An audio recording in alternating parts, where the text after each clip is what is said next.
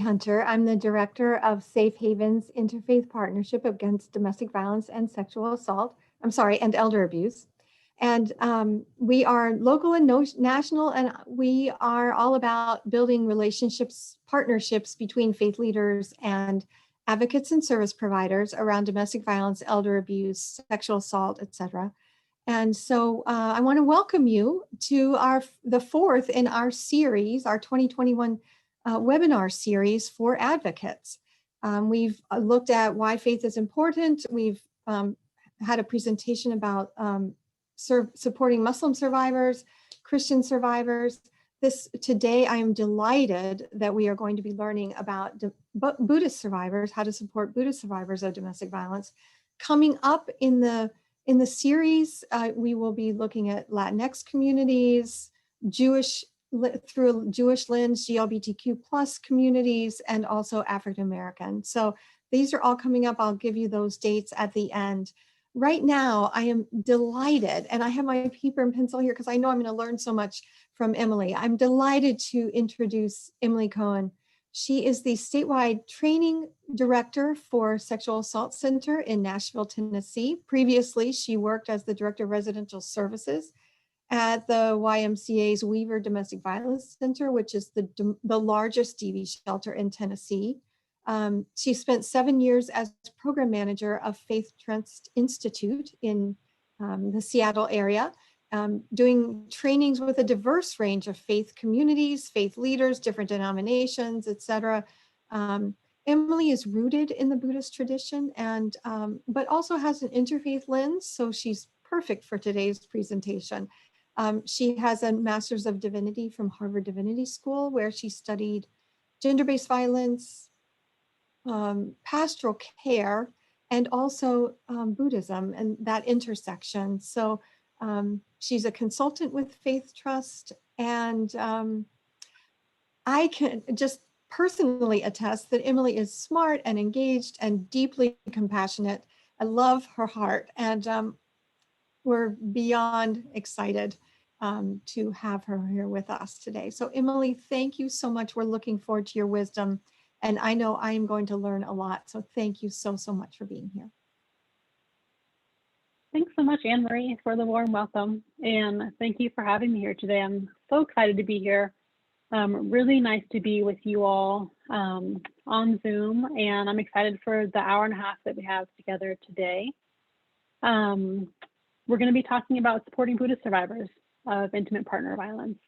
And I hope this can be informational and instructional, and most of all helpful for you all who are here. And I hope that you feel really welcome and invited to really utilize the chat box for reactions to things, or asking me questions, or just commenting on things as I talk today. There'll be a few times when I specifically ask for you to put some thoughts or feedback in the chat, so don't be shy about that. I really welcome all the feedback today.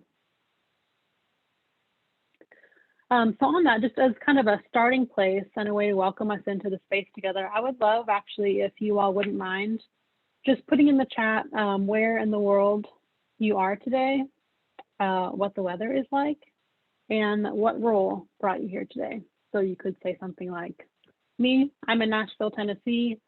It's a little bit warm today and cloudy, and I'm a trainer and educator, and I work with people of faith, including lots of Buddhist people. So if you wouldn't mind, just take a second, put in the chat a little bit about who's here today. I think everyone will appreciate that. It's always a little tricky online, not being able to look around the room and see faces. So this is a nice way to be able to do that. It's been really nice here in Nashville too. Recently, we were just chatting about this before we started too. Spring is kind of coming along, and that's a very hopeful feeling for me. So I've enjoyed a little bit of the changing weather.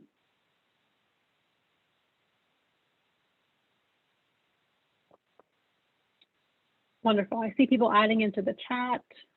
People from Minnesota, it's rainy, sunny, cool. Virginia. Someone joining from Madrid. Welcome. Alaska, Virginia, Boston. Wonderful. Feel free to keep adding in there. Welcome to everyone, wherever you are. And also welcome to anyone who may be viewing the recording later. Well, I'm going to get us started and jump into our topics today. And what you see on the screen here is where I would just like to start our conversation. These are things that are foundational to my approach to working with survivors, and I thought it would be important to start here today and be explicit about a few things in this work. So first of all, being survivor-centered. Everything that I do comes back to this, the stories, the well-being, and the expertise of survivors. And I really want to start from this place to make sure that our approaches to gender-based violence, to intimate partner violence, sexual assault, must be informed by and centered on the experience of survivors. And so throughout the presentation today, I'll really be relying on the stories and wisdom and insight that I've learned from survivors. The second is that I always strive to be trauma-informed, and I'm sure this is a term that has come up in the past 3 webinars and will continue to come up. Even so, I think it always kind of helps me kind of refocus and make sure that this is a lens that we're always looking through when we are working with survivors. And so there's lots to say about being trauma-informed, but what I will just say briefly is just to remind us of the 4 R's, which are places that are trauma-informed, or the work when it is trauma-informed will reflect these 4 R's. And what that is first one is realizing the widespread impact of trauma and understanding potential paths for recovery. So that's just sort of letting a basic awareness of the prevalence of trauma be infused in the work that we do. The second is recognizing the signs and symptoms of trauma in clients or families, staff, etc. So this is really important for us to be able to have skills and knowledge and tools so that when we see something, we can recognize it for what it is and kind of put it in this context of being trauma-informed. And we'll talk a little bit more about that today. The third R is responding by fully integrating knowledge about trauma into policies, procedures, and practices. So really wanting to have our work in this field be integrative and make sure that what we're doing matches what we know, what we've heard, and what we are seeing as we do this work. And then finally, the 4th R is us seeking to actively resist re-traumatization. And so at the very least, in our work with survivors, we want to do no further harm. We know that people are coming to us for services and support and have been through very, very difficult, painful, and traumatic experiences. And at the very least, we want to create no more harm for this person. But we can do so much more than that in being trauma-informed and making sure that we are not replicating or reproducing any of the harmful dynamics that created that person's suffering in the first place. And then finally, commitment to listen and learn and believe. This is sort of always the perpetual work that we have to do as advocates and caregivers and people who care about gender-based violence, is always sort of renewing our commitment to listen to stories, to be patient, sitting and listening to those stories, finding out what else can I learn from this, and then most importantly, believing what we hear and allowing that to inform the work that we do and really make a difference in the types of relationships that we're building with each other in this field and with survivors that we may be supporting along the way. Another helpful starting point that I like to really rely on and use as a jumping off point is the concept of cultural humility. And I would love, if this is a new term or you've heard it, just to put in the chat so I can kind of know if this is familiar or unfamiliar to you, that would be great. And basically what it is probably a lot of us have heard or are familiar with the term cultural competence. And that has been used for a long time to try to help service providers learn more and be more informed about cultures that may be different from our own, so that we can better serve people who are different.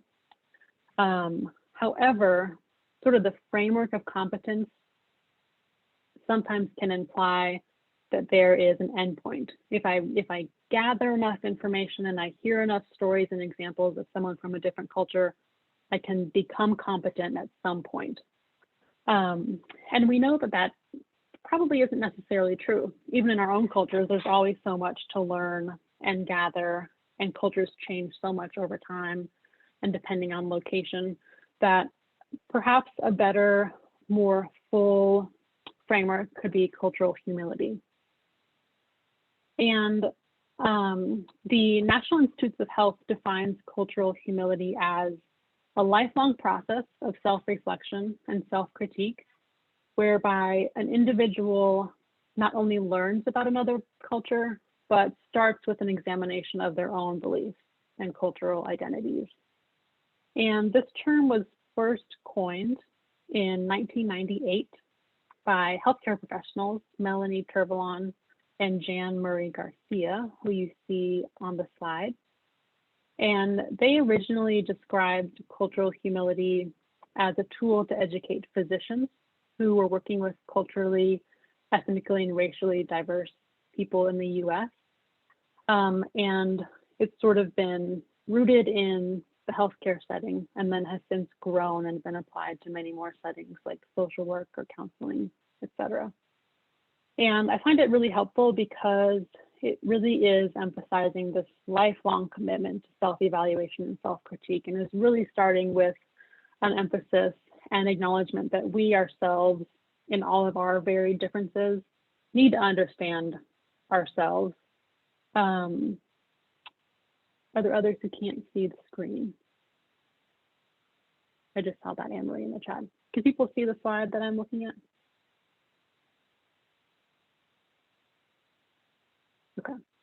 Okay, great. Anne-Marie, I wonder if yours is minimized or anything. Thank you for alerting. I want to make sure we all can see and hear throughout. Okay, perfect. Somebody had just written in and said that they were having trouble seeing the screen. That's what. So,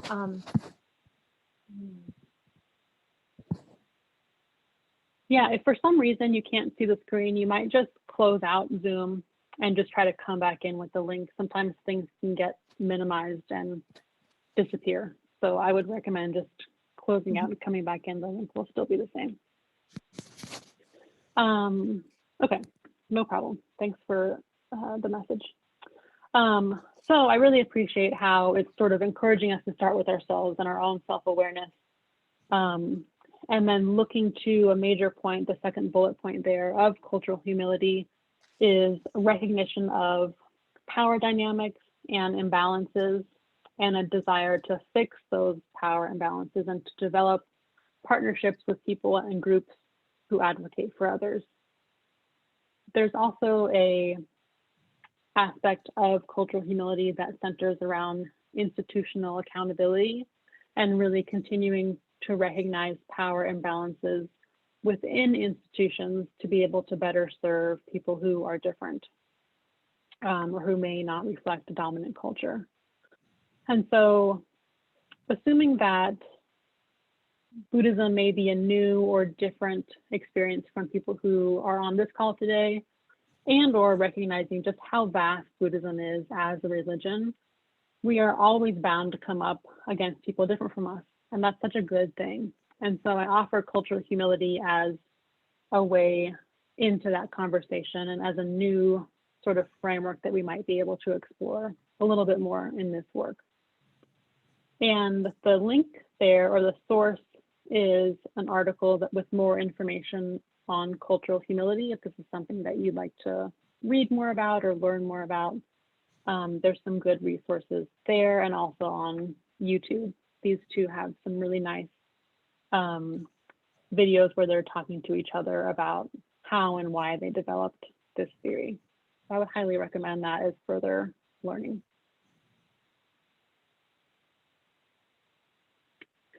So as we think about all of the different aspects of intersectionality and the parts of our identities and the identities of victim survivors who may come in contact with us in whatever way, we often want to think about people in all of their complexity, right? And so many people exist at so many different intersections. And what's on the screen here is a depiction and kind of a labeling of all the different parts of someone's social location, things that people may, things that may change over time, like age or level of education, housing situation, and then some things that will not change over time, like race or place of birth, things like that. And so when we think about intersectionality and identity and social location, we want to include religion and spiritual practices in that. And of course, you all know the importance of that. That's why you're here, to learn more about it. But so often I think we can get into a habit of kind of siloing people into different categories, or saying, you know, you are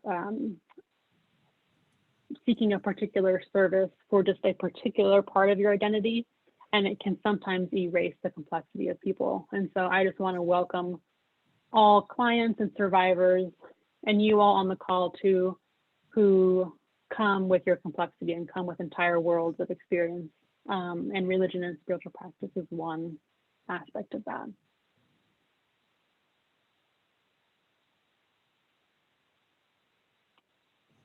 When I think about intersectionality, this image that one of my coworkers, Alicia Hurt, uses really sticks with me. And what we see here are two rivers converging into one. And we can imagine if we're standing on the far end of that picture where there's just one stream of water, taking a big bucket and scooping up some water, and then someone asking us, well, what part of that water is from the stream on the right, and what part of that water is from the stream on the left? Of course, that's impossible to do. It's just this bucket of water that contains all of this stuff in there. And that's so true too when we have people who are living at an intersection, or people that bring different parts of themselves into their meeting with us. It's not necessarily that someone can distinguish for us, is this something that has more to do with you being Buddhist or more to do with you being an immigrant? That's probably going to be all in that one bucket of water. Is this something that is more to do with you being a queer woman or a Buddhist? It's probably much more mixed up than we could ever know. And so I just offer this image as a reminder that things are complex and messy, and people's stories are not always so easy to dissect and categorize. And that is okay. And we have the skills and ability to meet people in all of their complexity. So a quick poll and invitation, like I said, for you all to use the chat box. The first question that I'll give just a few seconds for people to type in is, what religious tradition are you most familiar with? Doesn't necessarily mean that it's something that you adhere to or practice or follow, but just as you think about sort of all of the religious traditions in the world, is there one that you feel like you might know the most about, you may belong to it, or yeah, one that you feel like you know the most about? Feel free, if you feel comfortable, to type it in the chat.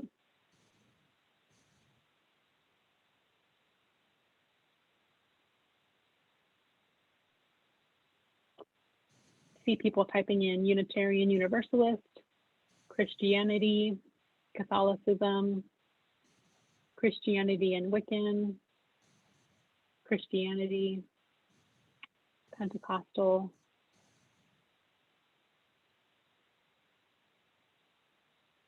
Perfect. Thank you. And then feel free to keep going. The next question, how familiar are you with Buddhist traditions? You could say not at all, or somewhat, or pretty familiar.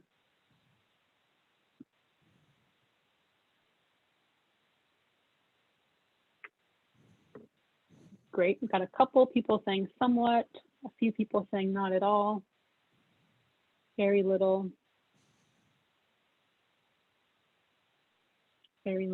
somewhat. Perfect. Great, thank you. It's really helpful. You are in the right place, whatever you answered. And then the last question is, have you worked with a Buddhist client?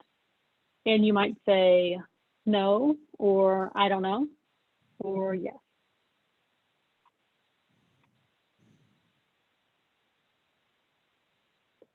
Not sure, no, not sure. Okay. I don't think so. No. Okay, perfect. Thanks, everyone. I really appreciate it. It's really helpful for me to kind of know what people are thinking about and sort of where you are in some of these different things. That'll help me as we continue on and learn more about Buddhism together. So to segue using that, the next few slides are some kind of introductory information just to give us some context and kind of some ground to stand on as we talk about Buddhism. So the links there are to the Pew Research study that was done a handful of years back. And it's really, really interesting. If you haven't seen it and have some time to just kind of peruse around the website, it's a pretty interactive study, and you can kind of click around different parts of this country and learn about different religions and faiths. Very cool. And from that, we have some specific numbers and insight about Buddhism in the United States. So we know that about 1% of the adult population in the US is Buddhist. And 1% may sound like a small number, but with 330 million people in the United States, we are talking about millions and millions of people. So it's a ton of people. And about 2/3 of US Buddhists are Asian American. And we'll talk more about that in a little bit, but Buddhism first came to the US via immigrants from Asia, and people of Asian descent still comprise the vast majority of American Buddhists, who are said to number anywhere from 1 million to 5 million. In 1965, immigration laws changed and more Asians immigrated to the US and brought with them their ancestral and communal practices around Buddhism. And so we'll talk more about sort of how things have shifted there, but about 2/3 of US Buddhists are Asian American. And 26% of Buddhists in the US are immigrants. And I like to say this for a few reasons. It's just helpful kind of information to know how many and who we're talking about. But also, I don't know what your experience has been like, but a lot of the mainstream Buddhist, even like magazines or blogs, tend to not depict the diversity of Asian Americans in the US and the diversity of Buddhists. A lot of times we might see a white person on a meditation cushion as a representative of Buddhism. And so I put this out there to kind of remind us that most US Buddhists are Asian American.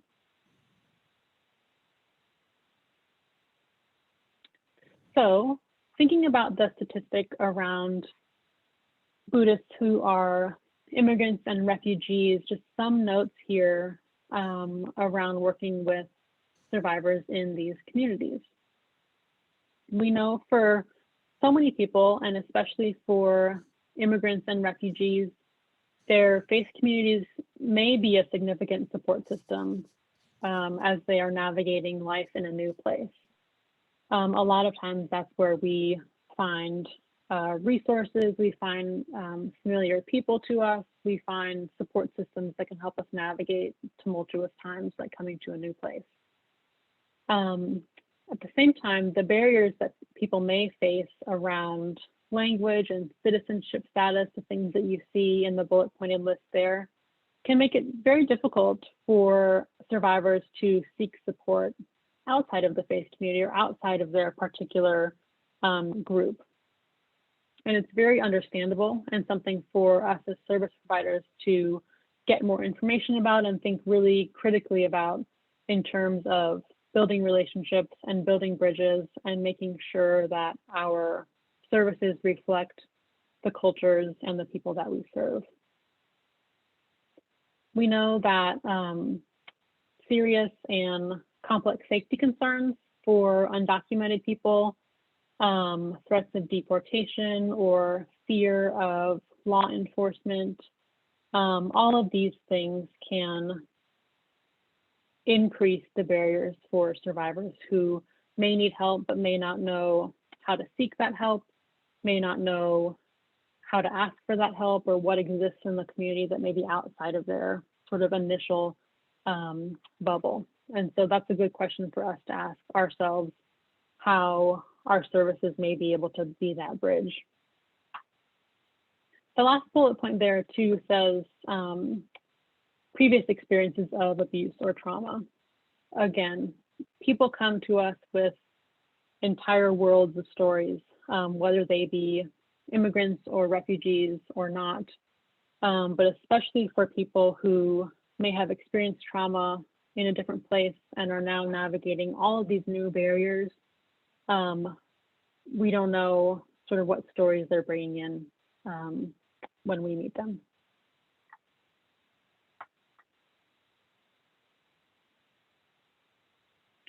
So I want to take kind of all this information and then look specifically a little bit more at Buddhism. And I'd like to start with the acknowledgement that there really is no one Buddhism. The growth, development, adaptation of a religious tradition really is influenced by the culture in which it is practiced. And we see this in all traditions, you know, thinking about how it seems like most people here today may be most familiar with various Christian traditions. And just think about how different Christian communities are in the Northeast versus the Southwest, and how different historical factors have made that to be true. And it's really the same in Buddhism, where this tradition has migrated and traveled across so many different countries. And as it's taken root in those different countries, it has grown with the culture and the people and the politics and all of those things, just in the same way that Christianity has done so in the United States. So I think sometimes when there's a religious tradition that we may not be familiar with, it's sort of easy to see it as one giant thing. And I just want to give us some information to show just how kind of vast and humongous this tradition is and how different it is in different countries. And so when people from those different countries or people in the US say that they are Buddhist, we don't necessarily know what that means until they tell us. It could mean many different things. So there are three sort of main Buddhist streams or ways that Buddhism has taken root and traveled across the globe. And these are not necessarily terms you have to memorize or kind of commit to memory, but it is good to know that Buddhism can look pretty different in different countries. So there on the screen, you can just see these kind of different categories. Theravada is a stream that really we'll find most in South and Southeast Asia, including Sri Lanka, Burma, Thailand, Cambodia, and Laos. Mahayana is a different stream, mostly has been developed through China, Vietnam, Korea, and Japan. And then a subset of that, Vajrayana, is from the sort of greater Himalaya region. And so again, if you want to kind of take a deep dive into Buddhism, and if you read some introductory texts, you'll see these words and just know that it kind of reflects the geography of where the different traditions have come from. So as we think about, let's see, some resources and roadblocks in Buddhist tradition in particular, I'd like to talk a little bit about that. So as you know, and I'm sure this may be a kind of familiar framework from past webinars that you participate in as well, but language that we use often at Faith Trust is around resources and roadblocks. And what we know is that for survivors of faith, religious tradition and religious concepts or teachings are going to either be a resource or a roadblock in their healing journey. Any of our religious traditions are never going to be neutral. They're always going to mean something for us as we navigate trauma. And so when we say resource, we really mean things that are going to be that source of comfort and connection, things that will support the end of oppression and violence, those tools and teachings that are going to empower survivors to make their own choices about their futures, things that will seek accountability for those who cause harm and will stand on the side of justice and with those who have been harmed. And there are so many things in all of our traditions that are resources. And then there are also many things in a lot of our traditions, in all of our traditions, that can be roadblocks. And these are things that can be used or misused to justify abuse or to excuse harmful behavior. Teachings that may silence people who are already marginalized or already being harmed. Teachings that may prioritize forgiveness over safety and healing. Teachings that may perpetuate silence or shame. Things that seek to preserve and protect the institution or the community at the expense of the well-being of those who are harmed. So Buddhism is the same as other traditions in that it has plenty of resources and plenty of roadblocks. And I'd like to explore some of those in the next few slides. And often what we see, what I see in many traditions is that there isn't necessarily, a good list and a bad list. Sometimes the very same teaching can be used as a resource or a roadblock in someone's journey. And having this kind of language and framework and always coming back to the commitment that we started with of being survivor-centered, that can help us sort of identify what are some of the main resources that we might lean on and what are some of the main roadblocks that we can figure out how to address and not cause further harm to someone.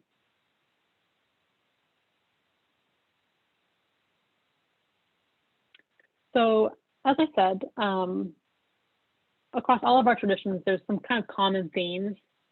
And through my work at Faith Trust, I really have worked with a variety of religious traditions. And it's sort of sometimes uncanny how similar the problems are across traditions, and also really interesting just how different they are too. All of our traditions are kind of, they fill the container that they're in. And so we can find things that are super common and also things that are different. So I'll just let you kind of glance across the screen there. These are some things that I've seen across many different traditions that can prove to be problematic for many survivors of domestic violence. And many of these are about bodily autonomy, gender roles, and often are more strictly enforced against women or trans and non-binary people.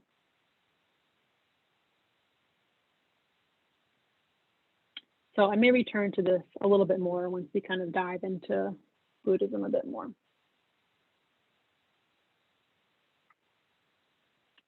Okay, so this is just a chart that I want to use to kind of give us a little more like 101 language and information about Buddhism as a tradition. I'm not going to go super deep into it, but these are words that may be helpful for you if you're working with someone who's Buddhist, because they're sort of the foundation and kind of bone structure of the Buddhist tradition. So follow me and start on the very left-hand side where it says the Four Noble Truths. So the Four Noble Truths in gold there, and then the Eightfold Path outlined in blue. These are kind of the two main teachings of Buddhism that we find consistent across all those different streams that I had mentioned. And the Four Noble Truths are the teaching of the Buddha about four things that are true. The first one is that there is suffering in the world. The second is that there is some cause or origin of suffering. In Buddhism, that would be, it's called the three poisons: hatred, greed, and delusion. So there is suffering. We do have experience of suffering. There's a cause of that suffering. There is a way to cease that suffering. And there's a path to do that. And the path is the Noble Eightfold Path. And so oftentimes the Buddha was referred to and is referred to as the great physician, because if you look at those Four Noble Truths, it's very much like, being able to recognize the presenting problem of suffering, being able to find out what's the root cause of that, where is this illness coming from, being able to provide a prescription or a way to end that suffering, which is the Noble Eightfold Path. So I always find that metaphor pretty helpful. And the Noble Eightfold Path are the boxes that are outlined in green. And again, it can be kind of like a lot to take in as new information, but basically the 8 things are around different modes of conduct and cultivating different mind states and practicing different ways for us to engage in the world, basically. So taking these Four Noble Truths and the Eightfold Path is like, how do we get there? What's the way to liberation, ultimately? And so I wanted to name those just because there's a couple things coming in later slides that sort of rely on some of the green outlined boxes. So just wanted to kind of give you a quick structure of what I was referring to.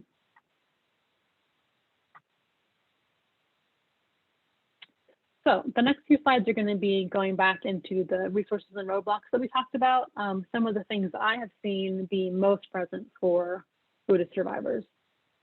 And there are so many, right? As many people as we serve, or as many stories that there are, survivors will never come to us in a one-dimensional format. So all of this is just sort of some patterns that I have seen, but it can be so much more or so much less than this for a Buddhist survivor that we might work with. But some potential roadblocks that I have seen kind of over and over again are the first one being karma. And this is a word that's sort of in our popular lexicon as what goes around comes around. You probably have heard that. And so of course it's a kind of much more complex religious concept than that. But basically it's about the law of cause and effect. And there can be a belief that one's past actions create or impact one's current and future situation. And so we can see how this may be interpreted by survivors as something that I did in a past life must have been bad to make me deserve what I'm currently experiencing in this life. And we've seen, I'm sure you've seen versions of that in Christian traditions as well, but there must have been something that I have done to deserve this. And the shape that that takes in many Buddhist lives is around karma.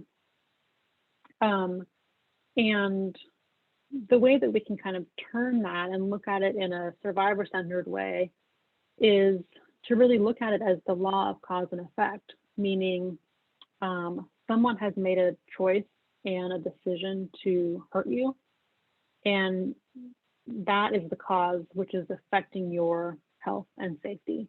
If we can look at it in that lens, that can be very helpful. Compassion is another one. A victim or survivor may be encouraged to have compassion for the perpetrator of the abuse and may not show themselves the same level of compassion. again, compassion is also, it's a major kind of teaching and force in Buddhism, but also we all are probably familiar with that word and have seen this show up in the very same way in Christian traditions. But one thing that I really appreciate in Buddhist teachings is there's this idea of what are called the four immeasurables, kind of these four inexhaustible forces, and compassion is one of them. And so oftentimes when I'm working with Buddhist communities, there'll be this push-pull of, do we have compassion for the victim or the perpetrator? And this feeling like we have to pick one or the other. And because compassion is truly inexhaustible, there is not a finite amount of compassion. We can immediately have compassion and work to secure the safety of survivors, and have compassion, which is going to look very different for perpetrators. And so being able to kind of rely on and use the complexity of these teachings can be really helpful for us as we are looking to support survivors. Suffering. So as I said, kind of one of the core tenets of Buddhism is the recognition of the reality of suffering. And if you kind of tie this with the concept of karma, the victim or survivor may blame themselves for causing the situation that made the abuse possible and assume that they deserve to suffer. You know, I've heard people say, like, we know that suffering is just part of life. Maybe this is just part of life. This is just something that I have to go through. It may be something that will enhance or make my meditative practice stronger. If I can kind of suffer through this and get through it, I can use it to make me a stronger practitioner. And so you can kind of see how that logic can be so harmful for a survivor, when in reality, we could use the same idea to keep going on those four noble truths. Like, the reality that there is suffering is just the very first acknowledgement. The rest of it is so important because it's the path out of suffering, to stop suffering and to get free. Let's see, I'll pick a couple more of these to kind of highlight. Right speech. So this was one of those boxes outlined in green as one of the tenets of the Eightfold Path. And basically this has to do with cultivating speech that is rooted in telling the truth, which is so virtuous and makes so much sense and is so beautiful in the context of survivors telling their own truth and speaking their stories. But it can be often misused as a roadblock to encourage people to stay silent. Some version of right speech often is interpreted as not gossiping or not speaking ill of someone. And so sometimes when a survivor may be telling an advocate or a therapist or someone in law enforcement about what they've experienced, it can be misinterpreted as gossiping or speaking ill of someone, when really it's telling the truth, which is a perfect way to practice right speech. Another one that I'll highlight there is non-judgment. And we see this a lot, I think, in all of our traditions. Certainly I've seen it in Christian communities as well. But the encouragement to kind of go beyond right and wrong, to not get too attached to labels. I've seen that in a lot of Buddhist communities. And what that can do is delay our own sort of ethical mandate to stand with the person who's suffering and to be able to be really clear that domestic violence, sexual assault is wrong, should not happen, and needs to stop. So actually there's a really good place for judgment and ethical truth-telling here. And our Buddhist tradition should support that and not be in the way. And then just like in all of our other communities, the Sangha, the spiritual community, has such an important role to play as bystanders and as people in the community who are here to help. And we know that the spiritual community can also be a roadblock if we are not willing to stand with people who are hurt and find meaningful methods of accountability for perpetrators. Another roadblock that I want to kind of explore with you all is stereotypes. And so what I would like you to do, this is just kind of for you in your own mind as you're listening, is when I say Buddhist, a Buddhist person, close your eyes, and what do you envision? What kind of comes to mind? What are the images or types of people or other things that are coming to mind? Just kind of let your mind's eye fill that in when you think about Buddhists.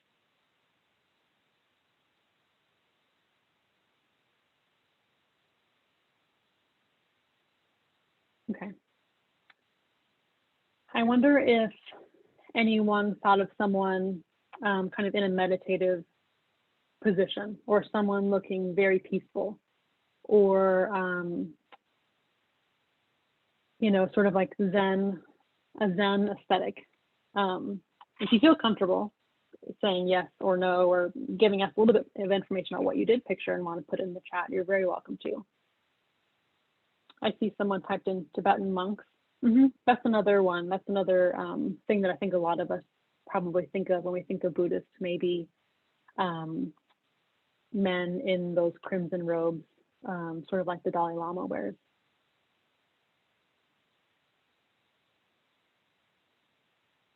So I bring this up to, feel free to keep typing in the chat if you would like to, but I bring this up for us to help to see how sometimes too our stereotypes or images that we have could also be a roadblock for us. And it's understandable because of what we see in the media or on commercials, often reflect those stereotypical images. But they can be a roadblock, especially if we are working with survivors who present in a very different way than we think. When I've worked on cases of sexual abuse in Buddhist communities by Buddhist leaders, some people are often surprised that that is even kind of a thing, because there's this idea that all Buddhists are peaceful. So our stereotypes can often really limit our ability to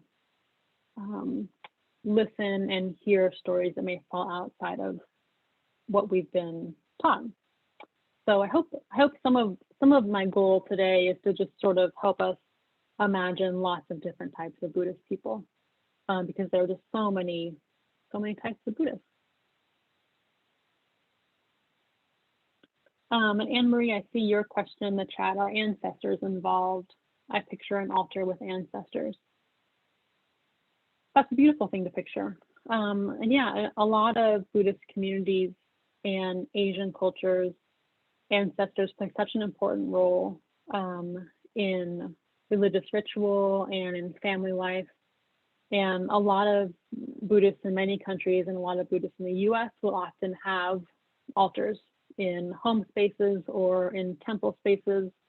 And a big piece of that is around lineage and family stories and elders.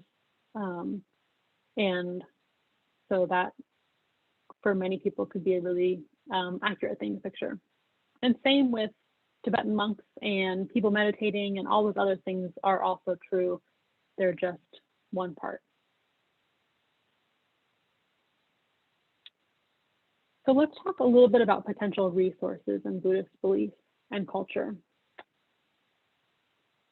And again, there are so many, and hopefully these are helpful to illustrate kind of what we mean when we say resource and what that can look like in practice.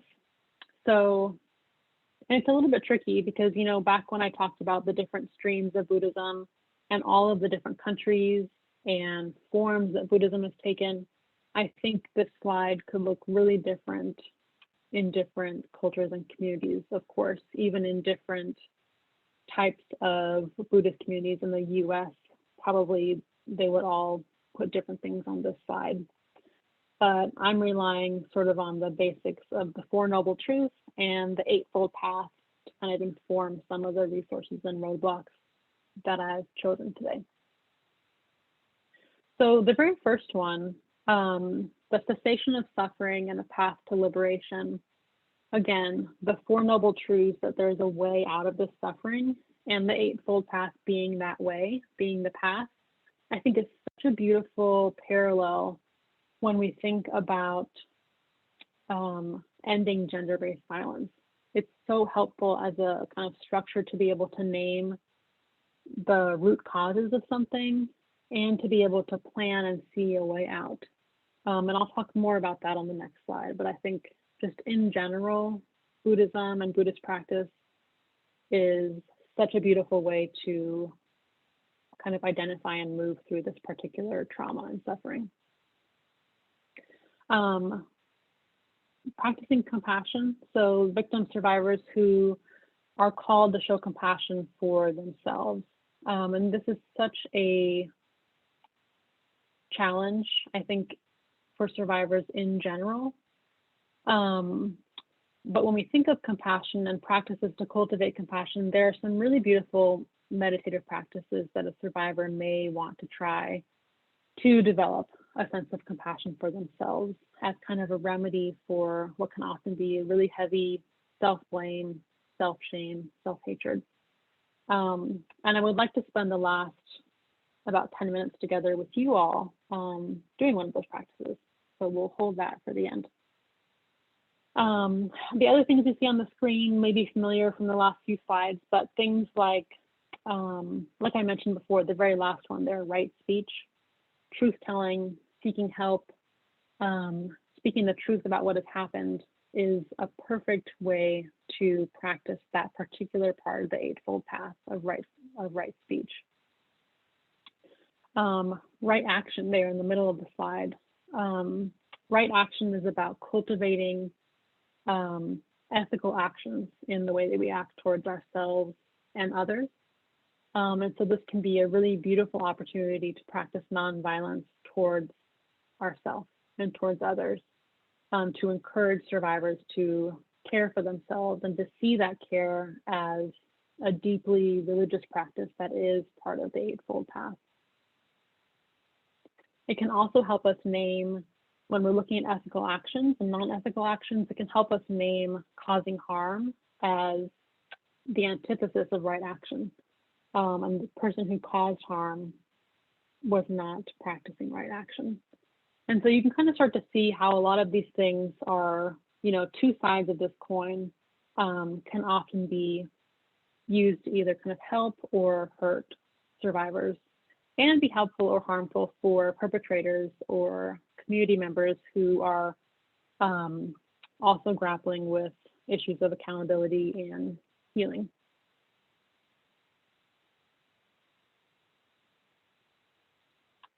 So this is, again, what I was just saying I would come back to, this example of the Four Noble Truths as a way to name, diagnose, and work to end the suffering of intimate partner violence. And I've come back to this with many communities, many Buddhist communities, and over the years it has come to be so kind of apparent and obvious to me the way that this can map onto our efforts. But so often in a lot of our religious communities, we forget the ample resources that we have within our own traditions, and how many answers we have at our fingertips that are so ready and ripe for us to be able to do the right thing in supporting survivors. And so this is just sort of spelling out a little bit about what I've said so far. The first noble truth that there is suffering. Intimate partner violence causes suffering for victims, it causes suffering for families, for communities. And we want to be really clear that when survivors are speaking out about abuse, that's not the cause of the suffering. The cause of the suffering is the abuse that was perpetrated against them. The second noble truth there, that there is a cause for that suffering. Intimate partner violence is, we know, a manifestation of many cultural influences, and is all about power and control. And so we can sort of look at those power and control dynamics and be able to say what the cause of that suffering is. The third noble truth, that there is a way to end that suffering. there are so many ways that we can work to end individual and community suffering, seeking help and healing for trauma, insisting on justice for survivors, requiring meaningful accountability for abusers is absolutely essential. And we can work to change cultures through education, through training, through open conversations about this, so that we can begin to see an end to this in our communities. And then the fourth noble truth there, again, returning to the Eightfold Path, there are, I think, so many different ways when we think about intimate partner violence. It's such a huge topic and takes so many forms and can look so different in different iterations. And those 8 kind of stepping stones on the path to liberation all have something to offer for liberation for survivors.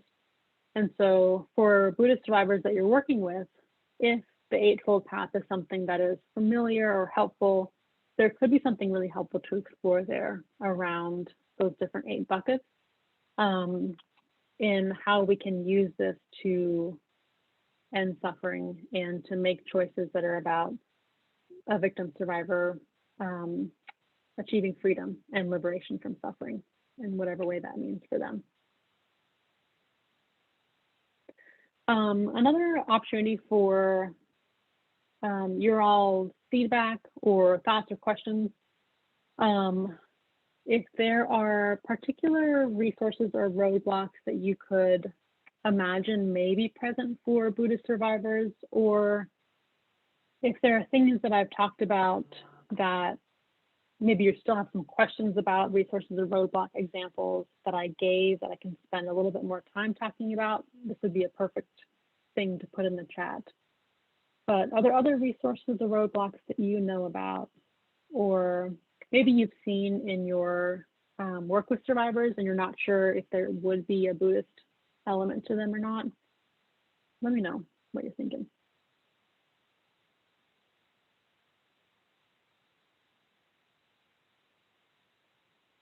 I'm just thinking now too about, thinking back to how many millions of Buddhists there are and how rooted all these Buddhist traditions are in culture. I'm just so aware of how much the resources and roadblocks are going to be so tied to particular families and geographic regions. And the things that you may see in your work with survivors is also going to be, impacted by where you are and the type of services you offer, or the different religious makeup of the communities that you're a part of too.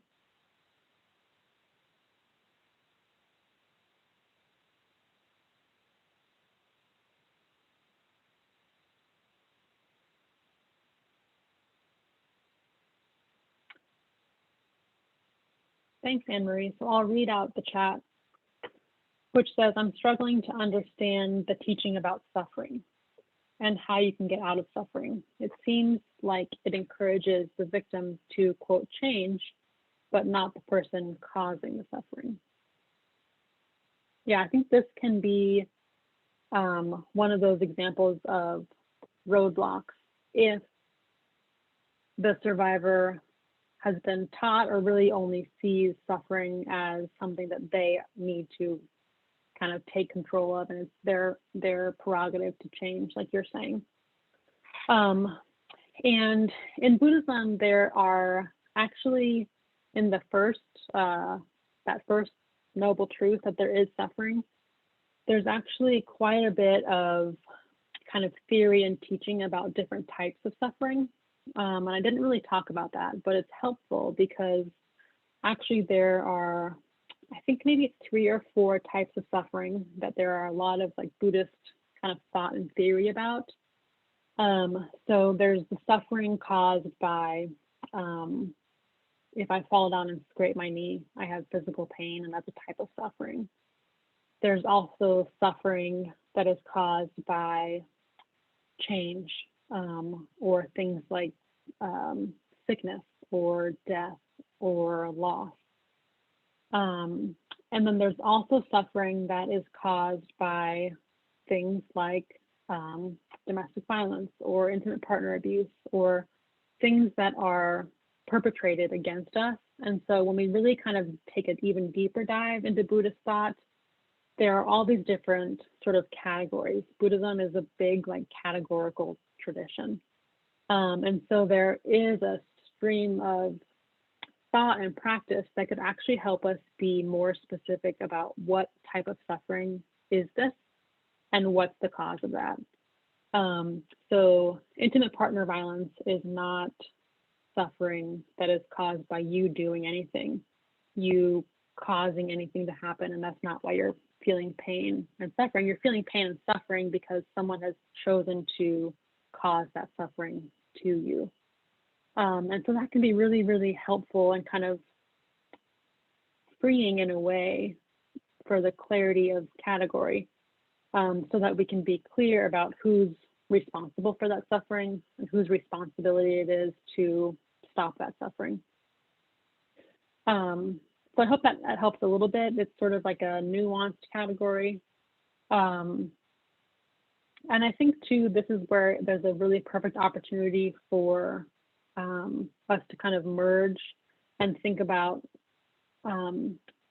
if there is a deficiency in some of our traditions or a lack of resource or language around a particular thing like suffering and responsibility, what can our gender-based violence movements and expertise bring to bear on that? So it's not necessarily one or the other, but how can we bring our expertise and our knowledge and our traditions together to be able to say, here's this really beautiful, helpful teaching in Buddhism. I wonder how that might fit with our idea and practice around responsibility for harm, if that makes sense. Like, how can we kind of blend our services with our traditions? I think this could be a really helpful place for that. Let me just catch up in the chat. Someone else wrote, perhaps respect for authority may be a roadblock. In large companies or organizations such as the military, perpetrators may be a boss or someone in power, which is very hard for most people to address. Perhaps that is amplified within Buddhist beliefs and cause victims not to report. Thanks so much for that, Carolyn. You are absolutely right. And I think this may even have been on a slide earlier that I skipped over or breezed by, but respect for authority and elders can be a humongous roadblock. And that's another thing that I've seen in so many of our traditions. And it just kind of looks different and sounds different, but is a common denominator where the way that I've seen it in Buddhist communities is a real reverence and deference for authority. And what that can look like is then anything that is in opposition or can be seen as going against that person in authority, things like disclosing that they've actually hurt someone or are causing harm. It can be really discouraged or not possible to even bring that up. We see this so often when the perpetrator is a religious figure, or like you said, maybe the boss of a large company or holds some kind of social power in the community. It's really, really difficult to tell the truth about people who are on those pedestals because there's so much social power around them to protect them and keep them in power. And then an additional layer to that with immigrant communities or communities that are predominantly people of color. If you think about the 2/3 of US Buddhists being Asian American, when there's the added layer of being part of a community that is marginalized or a target of bigotry or discrimination, there's a real desire to protect each other and to be insular in a way that is supportive of our communities. And then when there's something that has happened or some harm that has been caused in that community, there can be some reticence to speaking out about that because we don't want people to have any reason to be further suspicious or have any reason to highlight or amplify any of the harmful stereotypes about this community.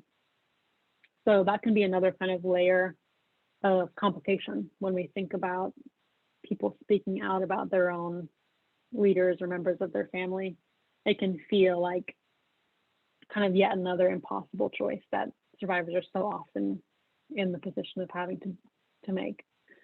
So as helpers and as service providers, whatever we can do to empower people with knowledge and resources and support to ease the burden of those decision-making moments can be so helpful, being good allies and educating ourselves around the nuances of culture and religion can make such a meaningful difference for the people that we work with. Towards the end, which we're kind of coming up on in the next 20 minutes, I want to leave more room for questions. I'm kind of winding down and I have a couple more things to share, but if there are things that you are thinking about or wondering about, feel free just to drop them in the chat now and I'll make sure to look at that before we end.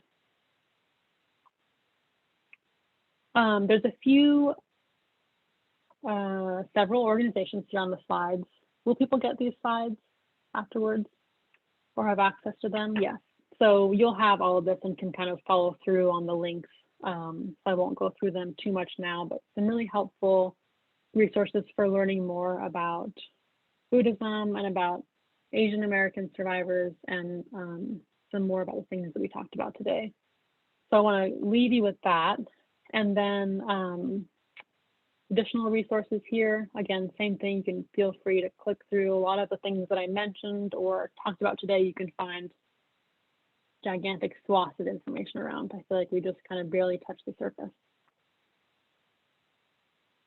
And then before I go back and see if there are more questions, I wanted to end with this, which is a statue that I really love.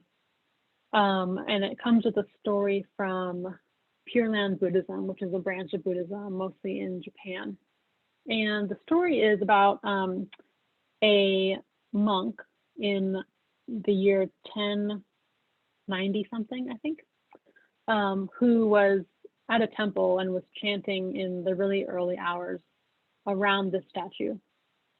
When all of a sudden the statue came down from its pedestal to join in the chant and was walking in front of the monk.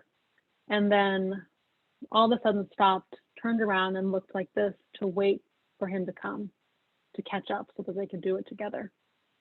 And the monk was so sort of moved and touched by this that he prayed that the statue would stay like this, and it did.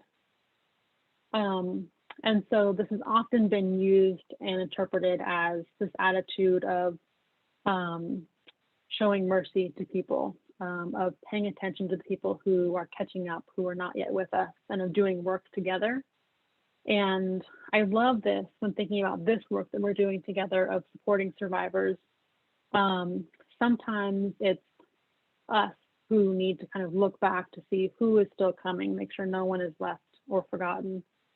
And then sometimes it's us who, you know, we need people to kind of wait for us and turn around and make sure that we're coming and on our way.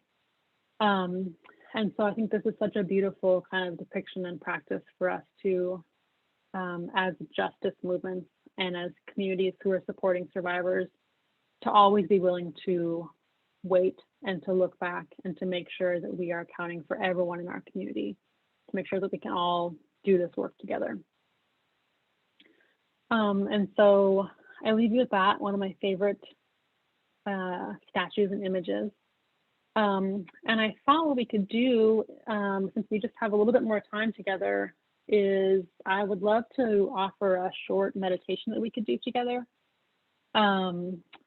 It is called a metta meditation, and it's part of when we think about the 4 immeasurables that I mentioned, compassion being one. This is a way for us to tap into that kind of unending wealth and resource of compassion. And so it'll just be a few minutes together. And this is a meditation that is really built around the repetition of a few different mantras that we can say to ourselves and to other people. And so I will just guide us through this for the next about 5 or 10 minutes.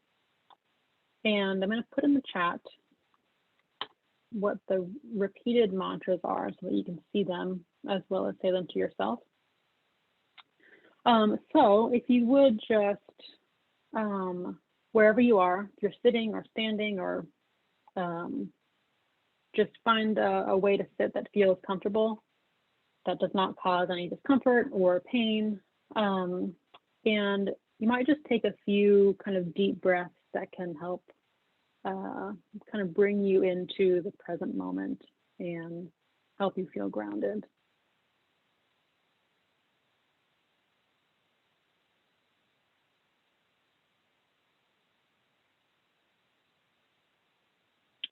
And then what I'd like you to do is take these 4 phrases, and as you breathe in, you might just offer and say one of them each time you take an in-breath. So as I breathe in, may I be happy. Exhale. Take another deep breath in. May I be healthy. Exhale. Take another breath in. May I be safe. Exhale. Another breath in. May I be at ease. So just for yourself, kind of on your own, see if you can repeat these 4 phrases to yourself, maybe twice through. And I'll just leave a few moments of silence for us to do that together.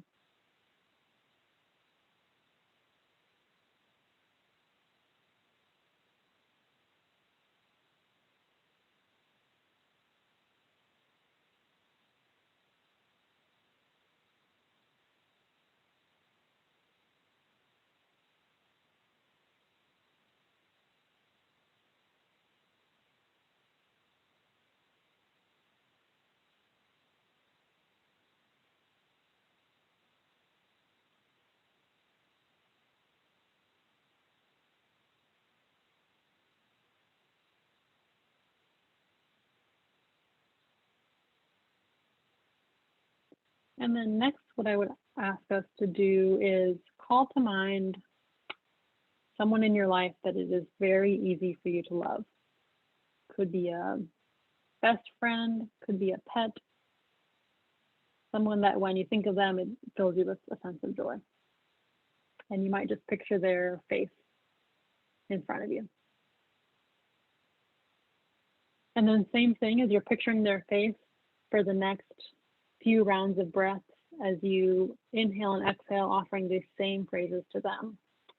May you be happy. May you be healthy. May you be safe. May you be at ease. So take a few moments and offer these to them.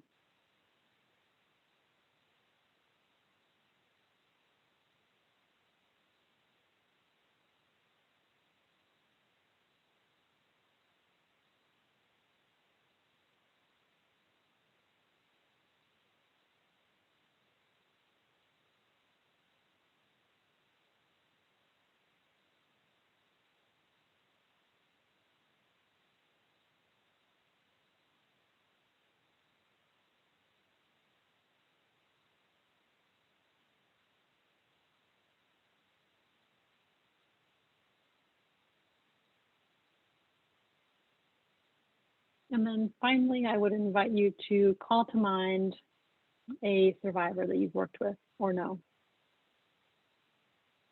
You can imagine their face in front of you. And same thing, we'll offer these phrases to them. May you be happy. May you be healthy. May you be safe. May you be at ease.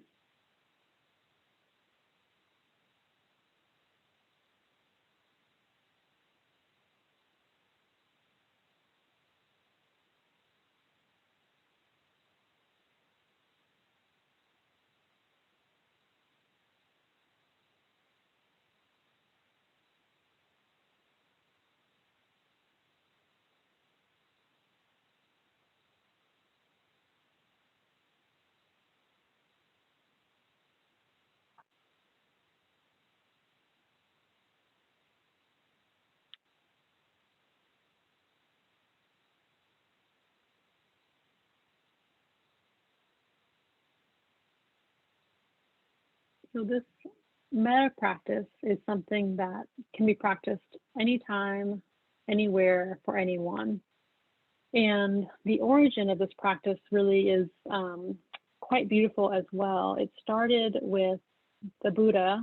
In his early teaching days, he had a group of monks who lived in the forest dwelling monks.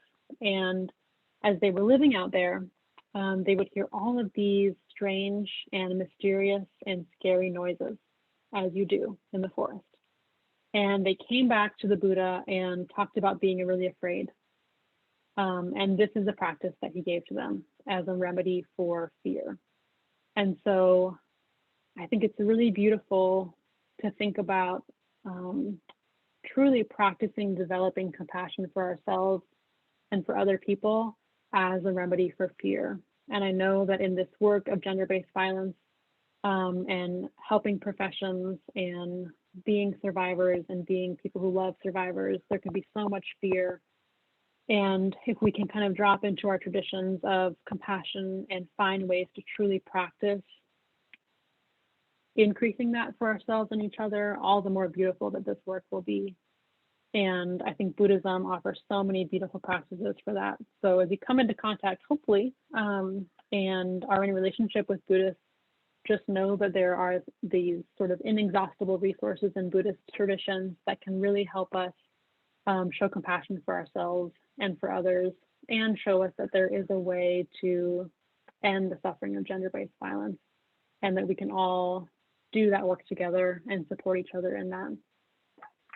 And so I just want to say thank you for being here today and for spending some time learning a little bit more about Buddhism. I hope the resources that I shared, but that are also included in the slides, will be some good future learning for you as well.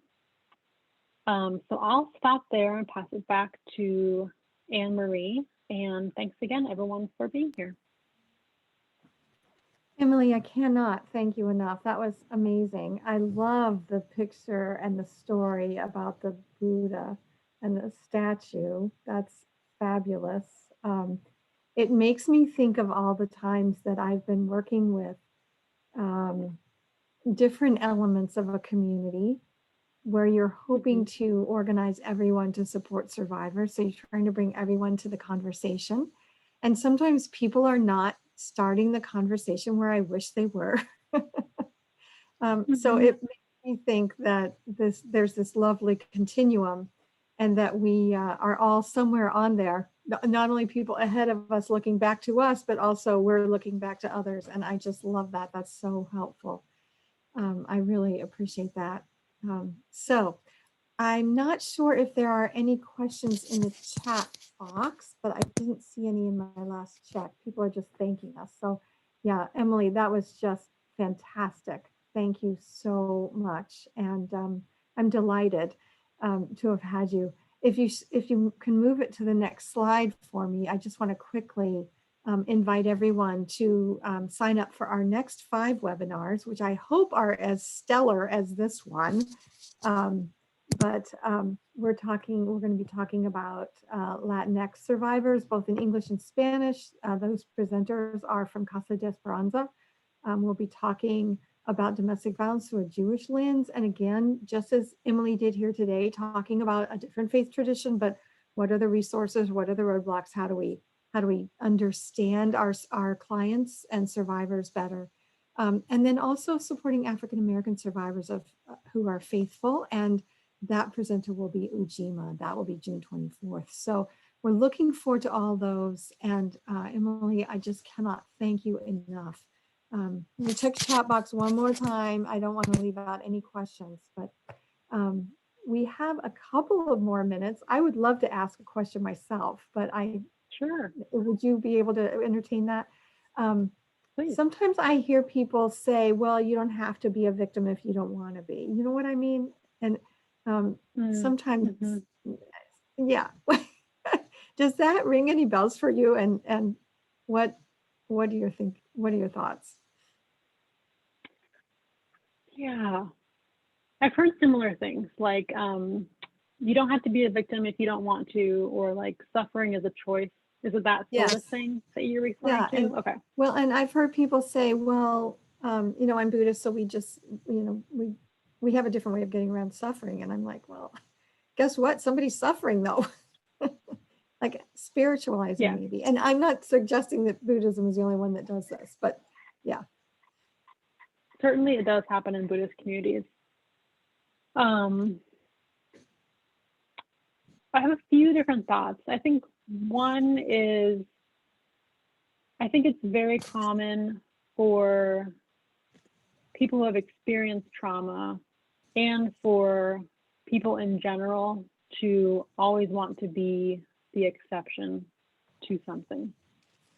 And so in this case, I think it can be truly tempting for reasons that I'm sure we can understand for people to want to say, this doesn't affect me in the way that you think it does, or I am not subject to the law of cause and effect. I can rise above it. And there's part of that that I think is very noble and is helping us remember that we can get through a lot of stuff. And that is true. But it can also, I think, undermine some of the helpful work that can be done to just acknowledge the pain and suffering that people are experiencing or that we may be experiencing, whoever is sort of saying this. I think sometimes it can be tempting to mask just how difficult and complex these issues are and to want to say, well, I have a good shortcut so that I don't have to go through the thick of it.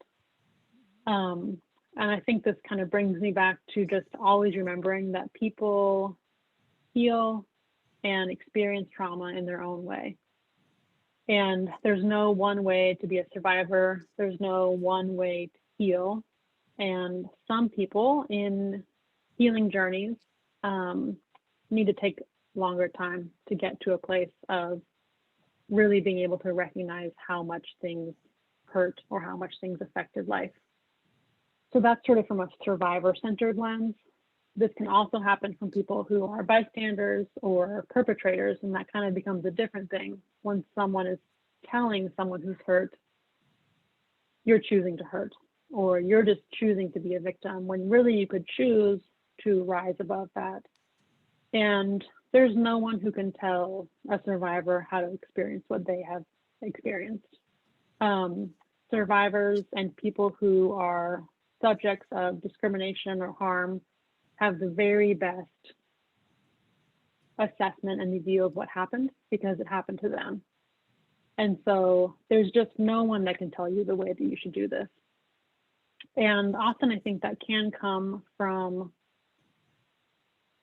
maybe some of that fear or overwhelm of what it would really mean for us to look at this suffering and not turn away. I think in Buddhism, there's such beautiful practices around being able to look without turning away and be able to really stay with the truth of an experience. And the fact is that's really painful, and it's really painful for survivors, but it's also really painful for bystanders and people who love them, and for people who have seen harm occur in different ways. It's hard work, and it can take lifetimes and generations. And if we can have more kind of support and acknowledgement of just how hard it is, I think people may be less apt to try to rush to shortcuts or try to downplay the pain that's really there, which I think sometimes that might be what's happening. Mm-hmm. Thank you. I couldn't agree with you more. I think sometimes we distance ourselves from each other Mm-hmm. and from survivors because it's so much easier. But it doesn't really get us where we want to go. So thank you. I'm so delighted to have had you today, Emily. And I welcome everyone to sign up for our upcoming webinars as well. And thank you on behalf of all of us, Emily. This was truly, truly helpful. And I'm deeply grateful. Thank you. You're very welcome. Thanks, everyone. Thank you, everyone. And we'll see you next time. Okay. Take care.